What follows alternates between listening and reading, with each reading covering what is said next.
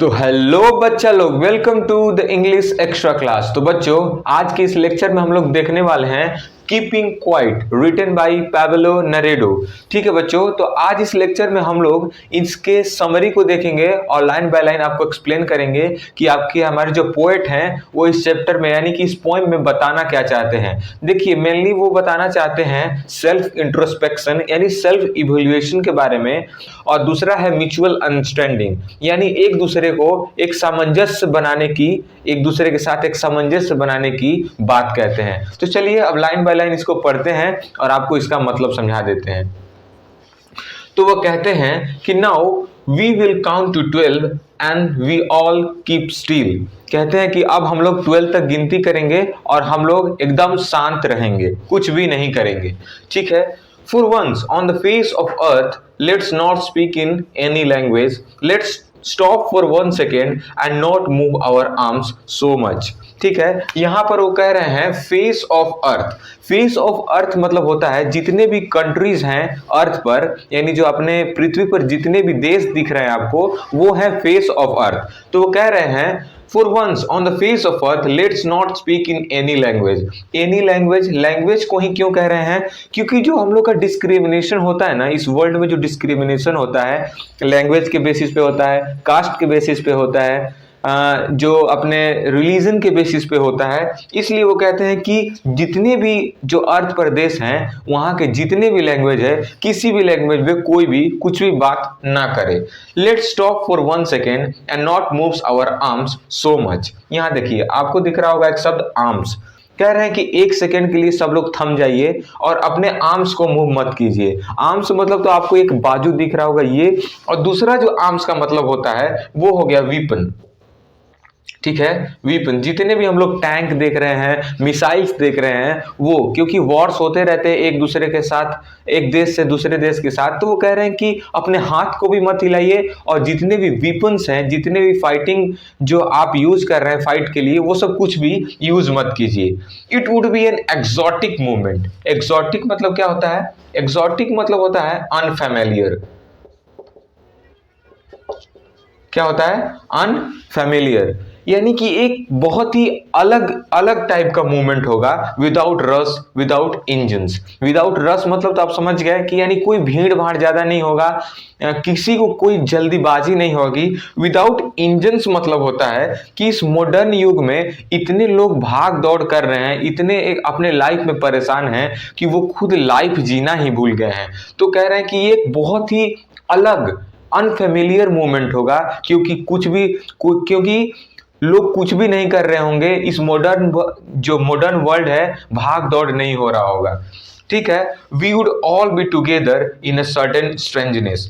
कह रहे हैं कि जो हम लोग सब लोग होंगे ना, क्योंकि कोई किसी भी लैंग्वेज में बात नहीं कर रहा होगा, तो वो एक जो होगा ना, एक टुगेदरनेस आएगा साथ में, क्योंकि सबके पास 2 नाक, 2 कान, 2 पैर, सब कुछ बराबर दिखेगा और कोई किसी भी लैंग्वेज में बात भी नहीं कर रहा होगा।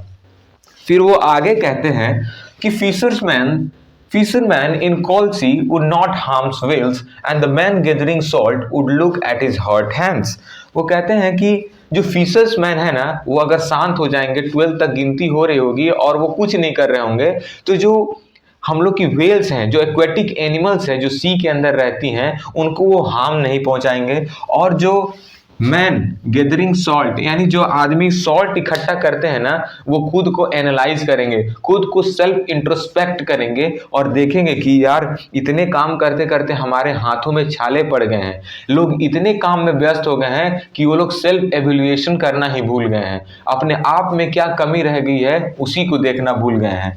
ठीक है। आगे कहते हैं दो जो prefers green wars with gas, wars with fires, victory with no survivors. ठीक है।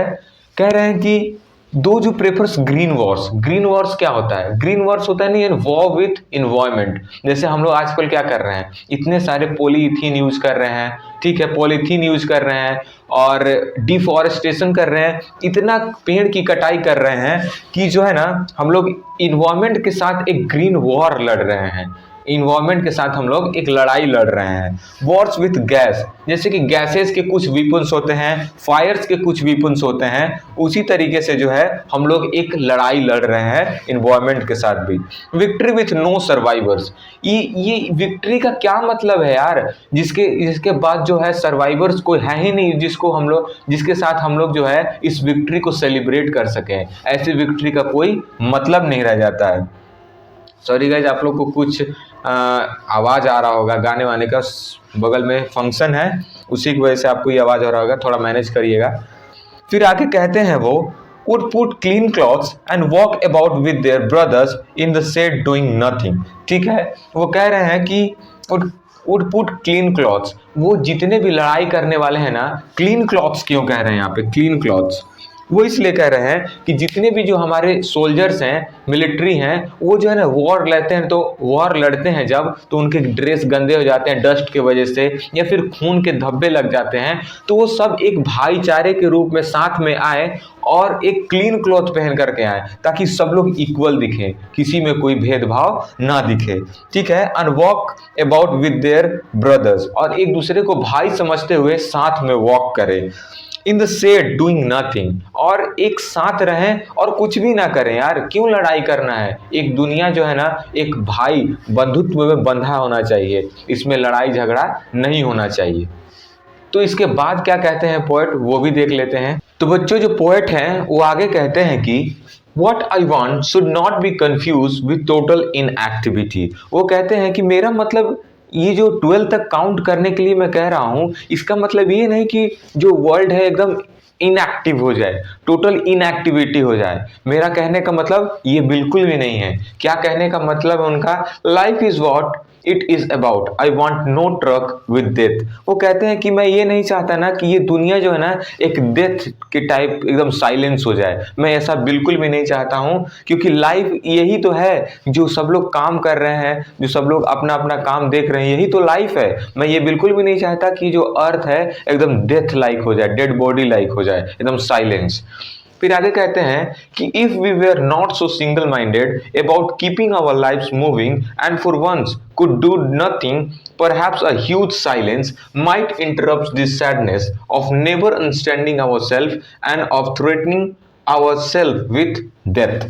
वो कह रहे हैं कि ये जो हम लोग अपने आप को सिंगल माइंडेड बना ले रहे हैं ना, सिंगल माइंडेड मीन्स कि एक वर्क को लेकर के हम लोग फोकस हो जा रहे हैं कि नहीं अब इसको ही पाना है। देखिए ये जो पोएट है अपने, वो क्रिटिसाइज नहीं कर रहे कि आप अपने लक्ष्य को पाइए नहीं, गोल को पूरा मत कीजिए, लेकिन अपने लिए भी तो समय निकालिए, लाइफ भी तो जीना है, किसी काम ही करना है।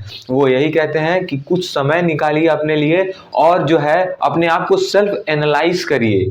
ठीक है, वो कहते हैं कि अपने आप को म्यूचुअल अंडरस्टैंडिंग बनाइए एक दूसरे के साथ। And for once could do nothing perhaps a huge silence. ठीक है, ये मतलब हुआ might interrupt this sadness of never understanding our self and for threatening our self with death.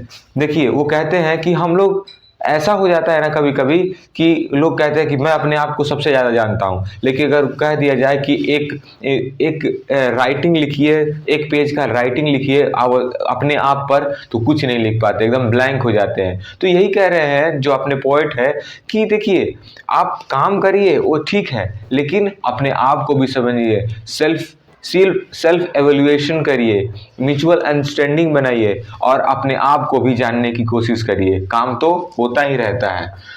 Perhaps the earth can teach us as when everything seems dead and later proves to be alive। वो कहते हैं कि जो हम लोग जो है ना अर्थ से कुछ सीखना चाहिए। कैसे एक अर्थ जो है ना कभी कभी डेथ शो करता है और कभी कभी अलाइव, यानी कि एकदम जीवित शो करता है। तो यानी कैसे जीवित शो करता है और कैसे डेथ शो करता है अर्थ। देखिए अर्थ में जो होता है ना सीजन चेंज होता है, डे नाइट्स होते हैं, तो वही बता रहे हैं कि जो डे होता है और नाइट होता है, जो सीजन चेंजेज होते हैं, वो देखो पॉजेज लेके होते हैं। ये नहीं कि आज ठंडी है कल अचानक से गर्मी हो गया, वो धीरे धीरे जो होता है।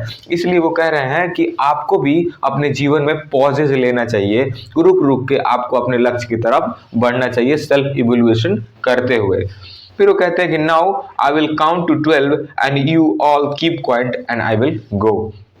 वो कहते हैं कि अब मैं 12 तक काउंट करूंगा। आप मैंने ये सब जितनी बातें आप लोग को बताई हैं वो सब आप अपने ध्यान में रखिए। अब मैं चलता हूं। तो ये रहा बच्चों कीपिंग क्वाइट, जो कि अपने जो इसको लिखे हैं पाब्लो नेरुदा, वो बहुत ही अच्छा मैसेज दे रहे हैं पूरे जितने भी अपने ह्यूमैनिटी है, जितने भी हम लोग के लोग हैं, पूरे वर्ल्ड के लोग हैं उनको, कि सिर्फ अपनापन जरूरी नहीं है, सेल्फ इवेल्युएशन भी जरूरी है। सिर्फ एक सिंगल माइंडेड होकर के कुछ भी काम नहीं करना चाहिए। तो बच्चों आशा करता हूं आप लोग को ये वीडियो बहुत ही पसंद आया होगा, ये समरी आप लोग को समझ में आई होगी। अगर समझ में आया हो, अच्छा लगा हो, तो वीडियो को एक लाइक करिएगा और हमारे चैनल को सब्सक्राइब करना मत भूलिएगा। तो मिलते हैं अगले वीडियो में। बाय बाय, जय हिंद।